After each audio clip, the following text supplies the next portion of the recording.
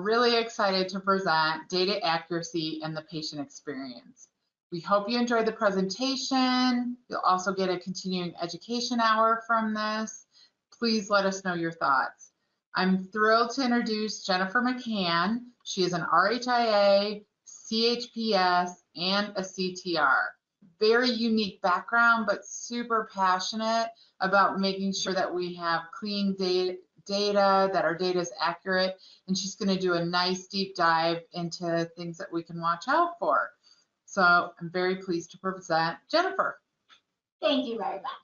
And thanks everybody for joining me today. I'm excited to do this presentation that we've titled Data Accuracy and the Patient Experience. And so, you know, when you think about what is data accuracy, I first want us to kind of think about that and what that means. So I found this definition from an updated, I think, practice brief. So, you know, the extent to which the data are free of identifiable errors. Well, sounds easy enough, doesn't it? But honestly, data accuracy is really a buzzword in healthcare. I'm sure we're all well familiar with hearing about it. And really, I don't know how much we often think about how data accuracy or inaccuracies in our data really impact our patient experience. So that's what we're going to get into today. Another thing I'm going to do a couple of times throughout the presentation is really give you what I call a pulse check. It's going to give you that opportunity for maybe a moment of introspection, to think about what this looks like in your organization, to think about how you feel about this topic. So for this first pulse check, what I want you to think about is, how does your organization handle data accuracy? And does it struggle with data accuracy today? Because I think that's a question that we ask often of our clients when we get into a data accuracy engagement. And I think we're all inclined to say, no, I don't have an issue with data accuracy. My organization doesn't struggle with data accuracy, right? I'm curious if that's what you're thinking right now. And I challenge you to keep that in the back of your mind today, because I think when we get a little deeper into this topic and I give you some things to think about, your answer might change. And I hope it changes, and that's okay. I also always love to start out with a cartoon, and who doesn't love Dilbert? But if you take a look at this, I think everybody can put themselves in one of these shoes, whether you're Dilbert's boss with the pointy hair, or whether you're Dilbert himself in this. But, you know, I think we can all relate to the question of, is our data really accurate? You might have been asked when you're handing in a report, is the data that you're presenting me accurate? And you have that moment and you think, this sure is, this is accurate. And so keep this in the back of your mind today, but I think this is definitely relevant to what we're talking about. Now let's set ourselves some expectations for today. So as far as our agenda, first we're really going to discuss data accuracy's impact on that patient experience. And again, I keep saying how the inaccuracies in our data negatively impact our patients. We're also going to discuss common ways that errors are created, and then investigate some approaches on how to get to the root cause of those errors. My goal today is definitely to give you some tips, some tricks, some opportunities of how to approach your data accuracy from a proactive approach, and to stop that endless cycle of just correcting errors on the back end or wherever they're discovered. So let's go ahead and get into it. So to really understand data accuracy and how it impacts our patient, let me introduce you to Mary. And we're going to follow Mary's patient journey today. So Mary falls in her home and she's unable to get up on her own. So an ambulance is called. They transport Mary to the local hospital. She's admitted to the emergency room. Registration staff quickly come in to try to obtain Mary's demographics and her insurance information as quickly as they can, right? So that we can get that information in the system and get her on to the important steps in diagnosing what's going on. So she might need labs, x-rays, right? Some pain medication certainly that can be ordered. So once she's entered into the system, okay, Mary's taken to imaging. It reveals a hip fracture, and it's going to require surgery. So her orthopedic surgeon enters an admission order for surgical replacement of her hip. He places all those pre-op orders into Mary's electronic record. Mary's waiting an hour, maybe more, right, in the emergency room for a bed to become available. We want to make this real life, right? Mary finally makes it up to her room. Her surgery is scheduled for tomorrow. So now she's going to try to settle in. Hey, maybe Mary realizes she's starving, right? It's been a heck of a day. So she's going to order a meal from the kitchen at her bedside. She's going to receive some visits, right, throughout that day and the next day prior to surgery. So she might have a visit from an EKG tech, a respiratory therapist, a physical therapist, a chaplain. She's going to get a visit from a lab tech, right, for some blood work in the event that she needs a transfusion. Now let's flash forward to Mary's surgery. So Mary's surgery is a success. She spends a few nights as an inpatient before she's discharged to an inpatient rehab facility. She's going to spend several days there. Eventually, Mary's going to make her way home. She's going to continue her recovery. She's coming in for follow-up appointments, right? Maybe it's outpatient rehab. That's a really quick walk through the steps of our patient. But when we think about what's going on in the back end or on the background of her journey, all of that information is getting entered into all of these different systems, right? And hopefully our systems talk, but we know that we have a lot of different disparate systems where this information is entered. And hopefully it funnels into, our record and it's a seamless transition. But, in the real world, that information has to get entered over and over and over again. And so every time that information gets entered into a separate system by a separate individual, well, there's that opportunity for human error to arise, right? And so depending on how integrated those systems are too, that patient could be asked these same questions over and over and over again, which, is definitely going to impact the patient experience, especially in what's a pretty traumatic day in our patient's life. So when we look at how that patient data flows, again, think about how all that information is gathered in all of these disparate systems, and that information flows, hopefully, into that centralized repository, into that EHR, and into Mary's electronic record. That information is then used for all of these other functions. With our arrows pointing out, we've got to think about how that data, once it's all collected, is used. Certainly going to be used on our claims, right? All that information is going to populate those claims that go out for all of Mary's care. Now think about any time there's an error in that data. When is it discovered? If you have a claim that goes out of the system with bad data, how are you catching it? Well, odds are now you're going to catch it as a denial, right? So then it's identified that there's bad data. What about if you share Mary's information with the Health Information Exchange? What if you share that information, with her primary care physician, and you can't get that information to the right physician? Now think about how all those data inaccuracies are going to impact your reporting, whether it's your mandated reporting or the public reporting that goes out, right? That people use to make decisions on whether or not they want to seek healthcare at your facility.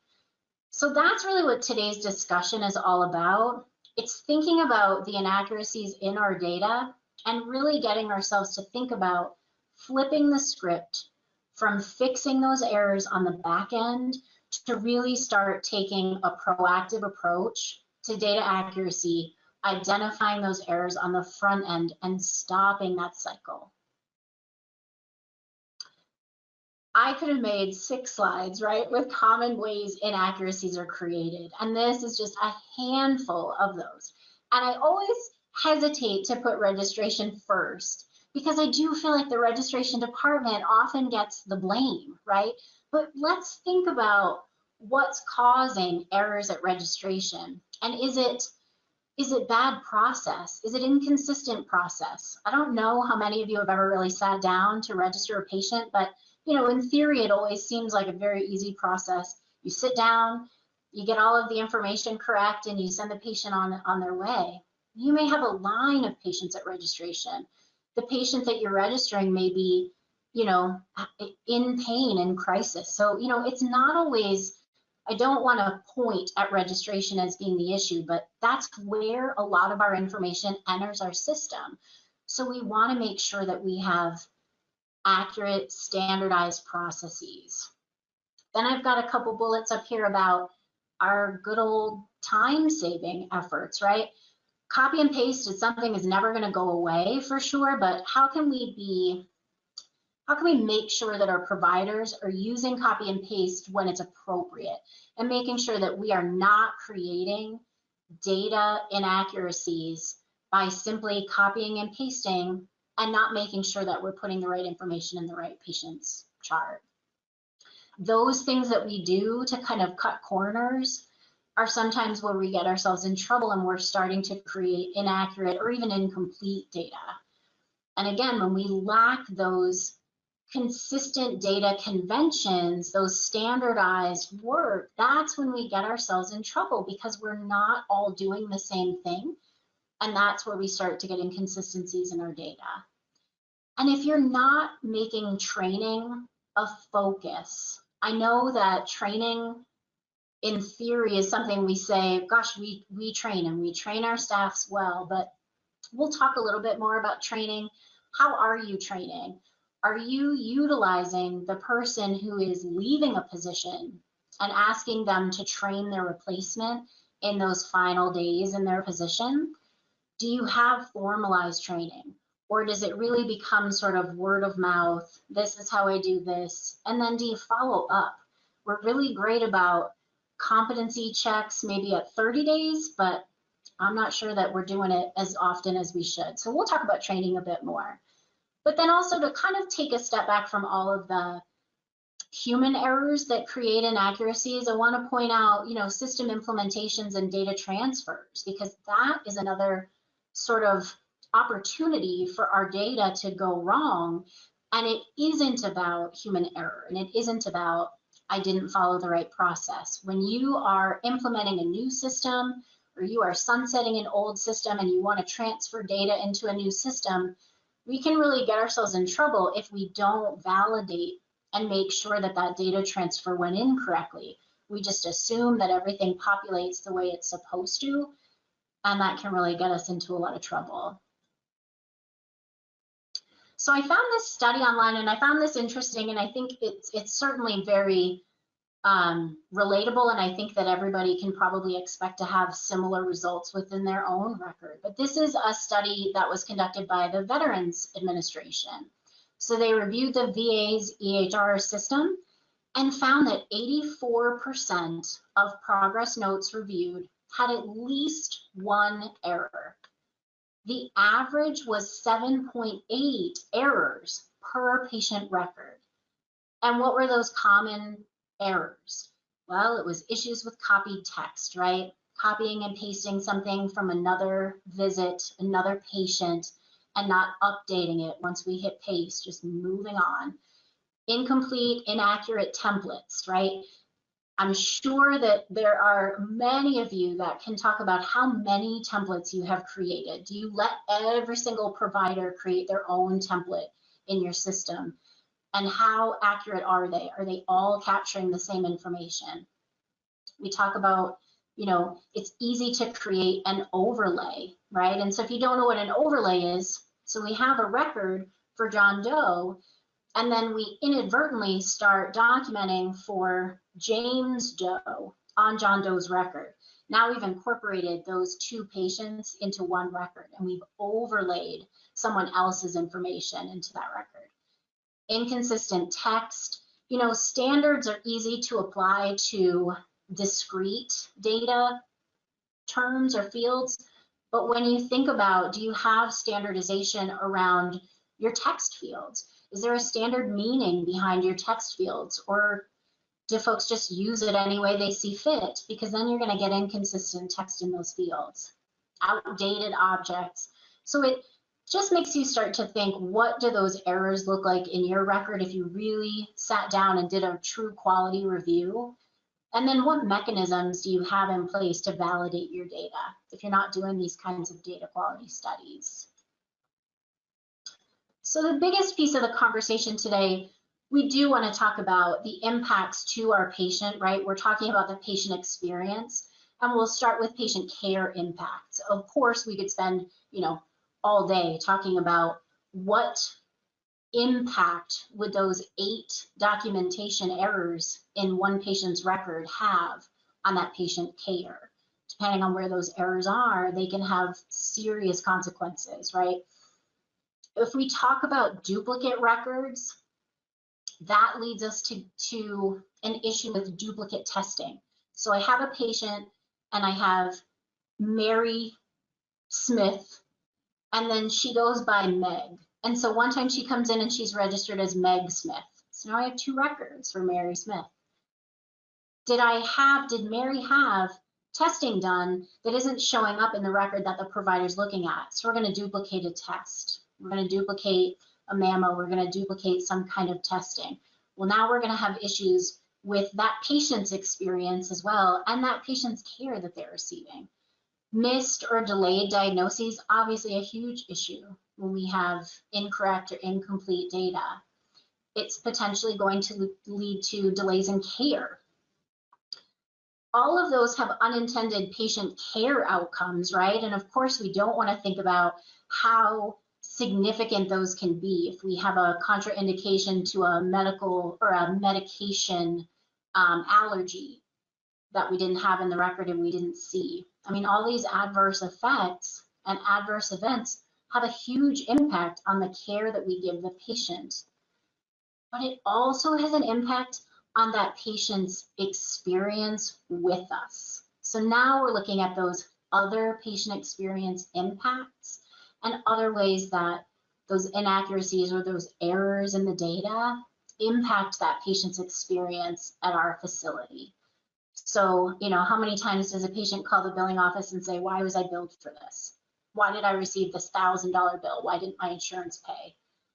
Did we have an error in the way that claim went out and it should have been a covered service and now we're billing the patient? That leads to a bad experience from that patient. I've seen firsthand incidences where we've had an incorrect diagnosis on a patient's chart. What happens is we don't know it's there, it's floating around in the data until the patient applies for a life insurance policy and is denied. And then they think, gosh, why was that denied? And we dig in and figure out, yeah, you know what?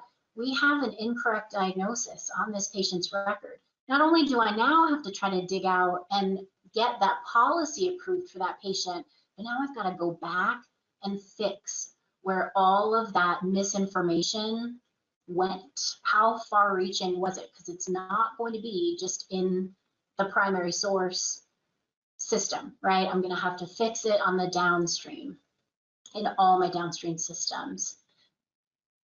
If we're struggling with getting the patient's primary care physician at registration, this is another one that I've worked with clients quite a bit on lately. We don't get that PCP information at registration. We don't update it. It's a blank field. It's not required. So then when it comes time to share those continuing care documents with that patient's primary care provider, we don't know who that is. And then we struggle and we stumble around trying to get that information. Meantime, patient Mary sees her PCP and thinks, how did my doctor not know that I was just in the hospital? I mean, that's our responsibility to get those care documents. I could talk all day. We could do another 2-part presentation on ABNs, right? I've got in there, what does ABN mean? But we know that ABNs are a struggle. They're a struggle for the organization, but they're also a struggle for our patients to understand what that means, when to sign them appropriately, when to have them signed appropriately. Another one that I think we can all put ourselves in the shoes of our patients, because I'm sure it's happened to some of you, it certainly happens to me, is when I go see my doctor and they bring up a medication that I haven't been on in 10 years, that I was on once for one thing, it resolved. And so again, think about how you feel as a patient when you think, what else don't you know about me? If you have these errors in my chart, then what else? What other errors do you have? You know, patients are becoming very savvy and they're using their patient portals and they're discovering those errors in their records, and it does create that distrust. So when we think about the patient care impacts, also think about those other patient experience impacts that might have that patient saying, I'm never going back there again. I had such a negative experience. And let's think about I know our focus is the patient experience, but let's also think about who's impacted by those errors in our data. If you are not getting to the root cause of those errors, then you are likely just having staff fixing, working things over and over and over again on the back end. And they can feel a lot like running in a little circle there, just running to nowhere. They are constantly spending their time fixing things. And maybe they start to recognize that what I'm fixing isn't something I caused. This isn't my job, right? You get that response a lot from individuals. Why am I constantly doing this? I have other work that I need to do. And then think about all the duplicate work that creates within your organization. Someone else already did this work on the front end, and now you are sending staff to go fix it, to do additional work when it could have been done right the first time. If you don't have those conversations with your staff, you could definitely have staff that say, yeah, I'm not satisfied in my job. I don't enjoy this. I think most people will say they want to do the right thing. They want to know if they're making an error and they want to stop making it. So if you're not taking that proactive approach, then you've got staff that are just spinning their wheels and they're just working over and over and over again on the same things. And then, are you having to increase your staff to ensure that you have enough staff to fix these problems? You know, if you look at your staff allocation and you're not taking a proactive approach to your data accuracy, I bet you've got some staff that are, again, spending that time fixing on the back end, and maybe you could be using them for different functions. Now let's talk about how inaccuracies in our data impact interoperability. Big word, right? Huge buzzword. I mean, we know that interoperability is healthcare of the future. It's the healthcare of now, but it's certainly increasing our interoperability is where we're going.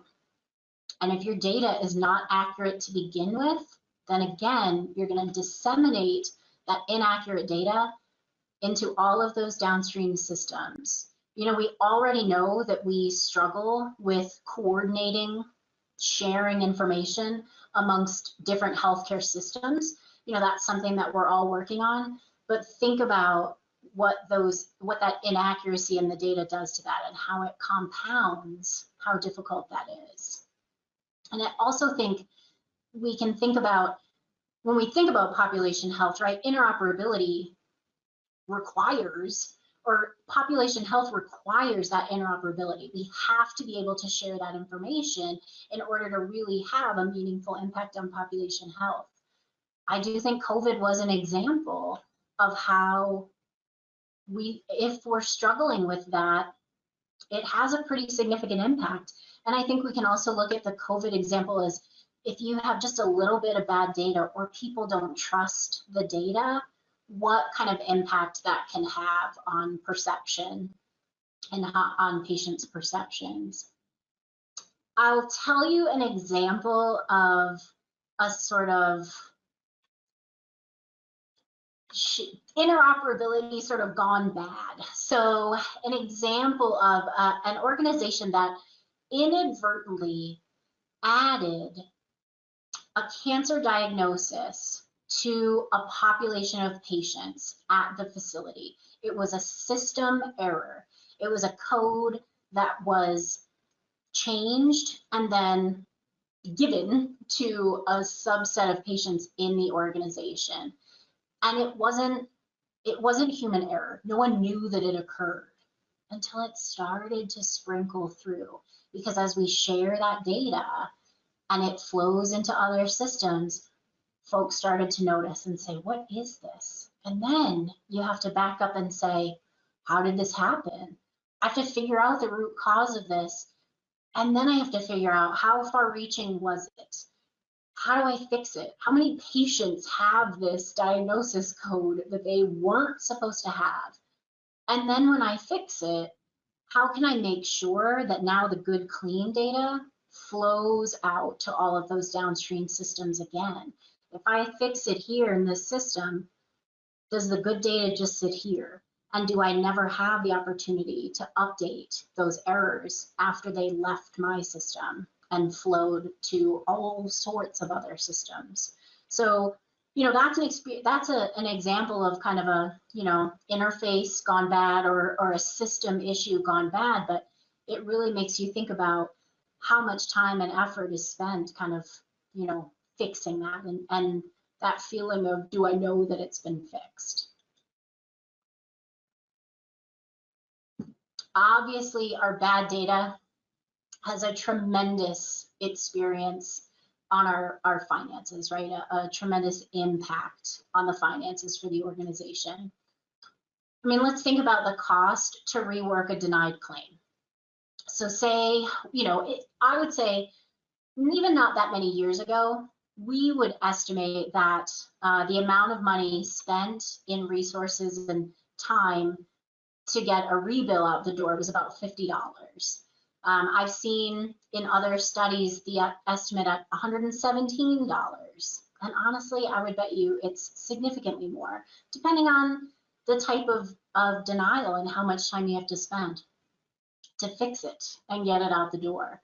And then if you're dealing with those denials, are you butting up against timely filing, right? Especially if you're slow to get the claim out the door in the first place, then are you scrambling to get that denial out the door? I've talked about ABNs before, but if we're not doing ABNs, if we're not doing them appropriately, and we're just writing off services provided, that's going to have a huge impact on the finances for the organization. And again, when you think about the financial impacts, think back to that patient dissatisfaction. So think back to that patient we talked about that said, I'm never going back there. I had such a terrible experience. I'm not seeking care at that facility anymore. And I'm telling all of my friends and family not to go there because I had such a terrible experience.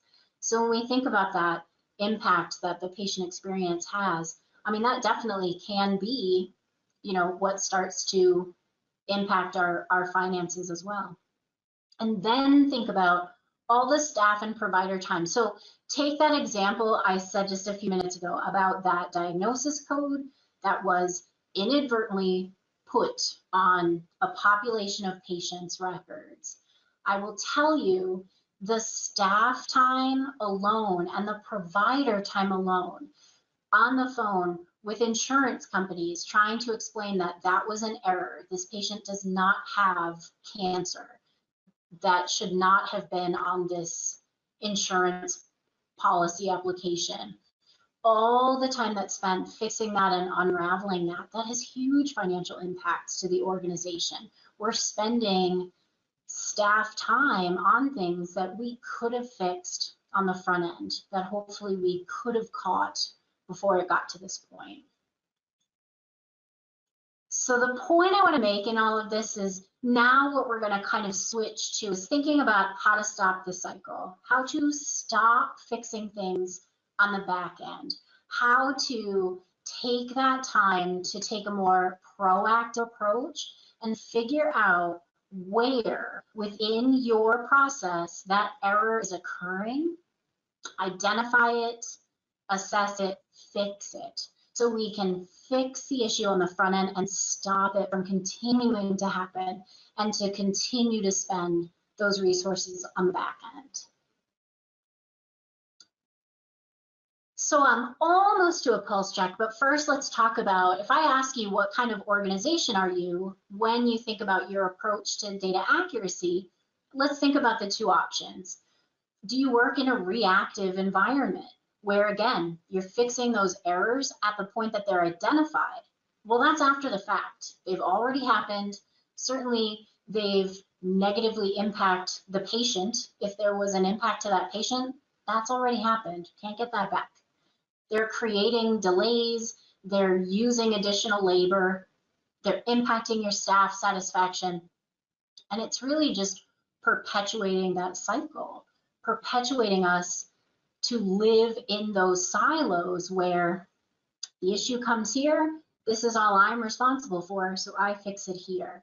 And I never work with my cohorts at the beginning of the cycle and say, can we talk about this? Can we talk about this process? Because it's creating errors for me down here. Or do you take a proactive approach? Do you stop, assess, look at where that issue is coming from, and take the time to identify that root cause? Take that PDSA approach, right? That plan, do, study, act, or whatever kind of goal setting or approach you want to take, but kind of unpack that issue. And then again, address it on the front end and stop that constant cycle of reacting to bad data. So now I ask you again to have a little moment of reflection and think about that. So if I asked you that right now, how would you classify your organization's approach to data accuracy? Are you proactive? Are you reactive? Are you not sure? Or are you a little bit of both too, right? We could have the best of intentions to get to the source of the error, but lots of things happen and they prevent us from making any meaningful change too. But think back to that first pulse check too, where I said, does your organization struggle with data accuracy today? And now think about it. You may not struggle with data accuracy, but it's because you're spending so much time and energy on the back end. And are you reactive to the point where you're just spinning your wheels? So again, I said I love a good cartoon, but I think we've all been the victims of analysis paralysis before. So now we're going to start to talk about how do we take a proactive approach to data accuracy, right? And again, like I said, you could have had the best of intentions. You could look at an issue and say, I know this is happening upstream and I need to get there and fix it. But maybe the problem is so big that you never get anywhere. Or maybe you don't have great communication with the department where the issue is occurring. And you're kind of afraid to bring it up. You know, sometimes culture in your organization can make it hard to take that proactive approach too. But we work with our clients to get to that issue on the front end. And sometimes it does take an outside eye, right? Sometimes it does take someone with an objective eye from the outside that can kind of poke that bear a little bit and get you where you need to be. So now what we'll do, I want to talk through what our approach is, right? These are steps, suggestions, tips, easy ways that, you know, if you're looking to do this and take this proactive approach, what you need to look at. Break down those silos. Have you maybe never partnered with that department before and you need to go knock on that door and say, can we talk? Can we have a work session? Again, how important those outside eyes are to providing objectivity. Another thing I will say when you're going through a workflow mapping and assessment exercise is make sure you have the right people at the table. I can't tell you how many times we've seen organizations set up a workflow mapping exercise and just invite the overseers. And at the table, there's no doers. There's none of the folks that actually perform the function in the workflow session. So even though the overseers might think they know what the process looks like, if you don't have the right people at the table, you're going to have a heck of a time identifying that true current state. You need to involve everybody in the process, not just those that oversee it. And celebrate successes, right? Workflow mapping exercises can be this loathsome activity, but it's also an opportunity to bring a bunch of folks in the room and talk about what you're doing right. Let's look at the processes that work and help them identify where we need the help, where we need an action plan, and celebrate what's good, not just focus on what's going wrong. You also have to be comfortable with change, right? These are all those kind of catchy terms, but You've got to be able to pivot and adapt and be agile, and also take out the personal piece of it. Make it a safe space, make it an open conversation where at the end of the day, we're just trying to get to the right process. We're not pointing fingers. It's not about blame. So from there, that next step, once you have that current state identified, now you can take that workflow mapping and turn it into workflow optimization. So now you can sit down and start to create that future state. You can start to look at where you want things to go. Now we know where we are today, and hopefully we've identified where that break in the process is. Now we can figure out how to fix it. And document standard processes. I've talked about it earlier, but you can't just say, this is how we're going to do it, and then tell one individual and expect them to share that information. Document these processes. Make everything standardized. It's going to give your staff that opportunity to have a roadmap, right? To have a standard process to follow. Again, I said it earlier, people want to do the right thing, and they want to follow a standard process. When you are looking at monitoring that change and the incremental successes, first you have to establish a baseline metric. So many organizations are so afraid to set a baseline, to measure where we are today, because it's going to show that we're not as accurate as we should be. But you need that information in order to see where you are today and then measure, set those incremental goals and measure that incremental success. And communicate it to your organization. Again, I've been in a lot of organizations where we're doing some great work here in this department and we don't tell anybody about it. We don't share the successes with the rest of the organization. We don't tell people what we're working on to make things better. Share that, communicate that throughout the organization.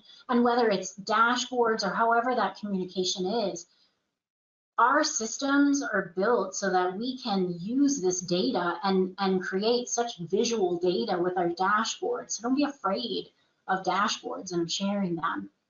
And then validate the data on your dashboards again. So if you're going through this whole process of updating a workflow, changing a process, again, take the time to validate and make sure that what you're doing is accurate and you are increasing the accuracy of that data. Training, again, I kind of talked about it earlier, but making training a priority really needs to happen in order to be successful. You want to, again, get away from that sort of word of mouth training, or the person who's leaving is the one training my incoming staff. Implement objective competencies. And don't just do what everybody does and do a 30-day competency and then a 12-month competency when now I'm trying to write your annual review.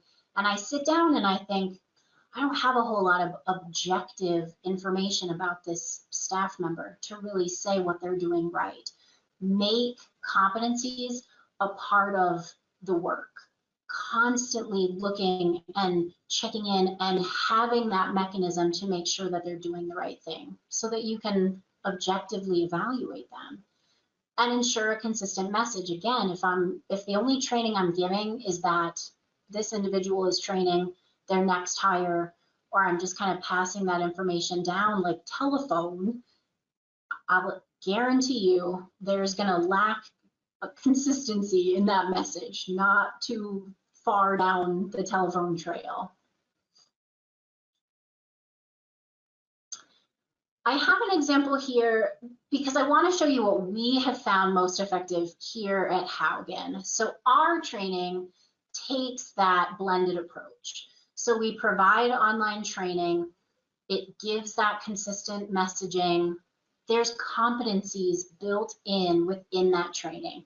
There are competencies built in the course itself, and then there's that assessment. And then I can have that real tangible assessment where I can see how the staff did and I can see where they lack and where I need to go back and provide additional training.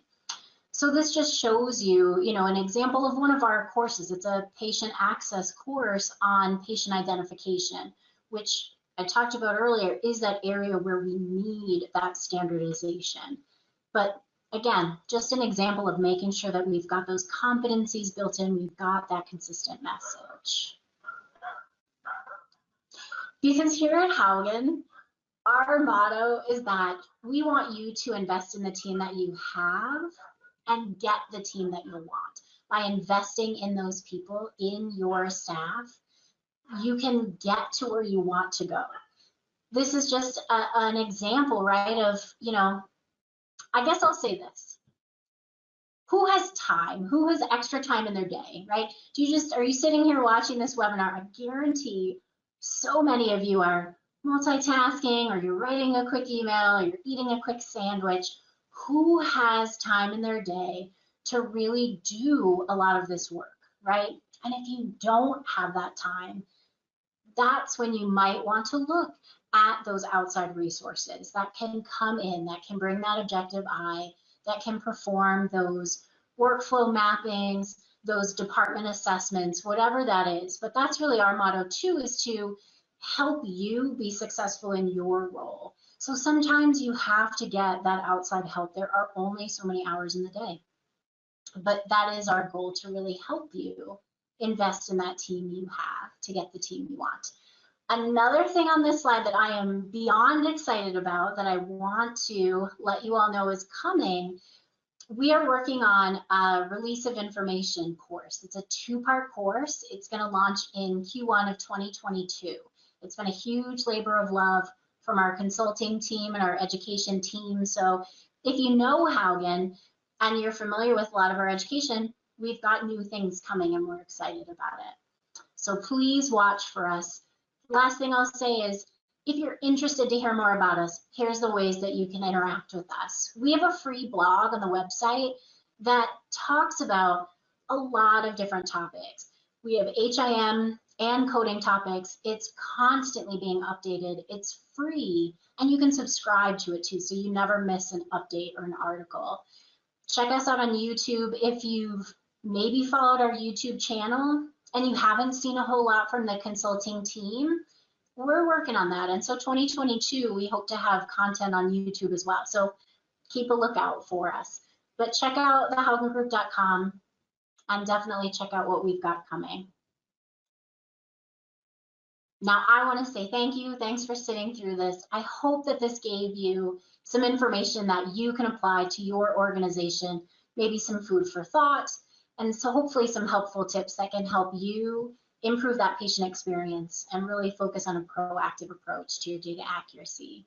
So thanks very much for joining me. Hope to see you next time. Thank you so much for joining us. Remember to download your CEU certificate located directly to the left of this recording. CEUs will not be emailed and must be retrieved from the system as pictured on this slide. If you're looking for additional education, be sure to check out our library of online courses and webinars. We look forward to seeing you again soon.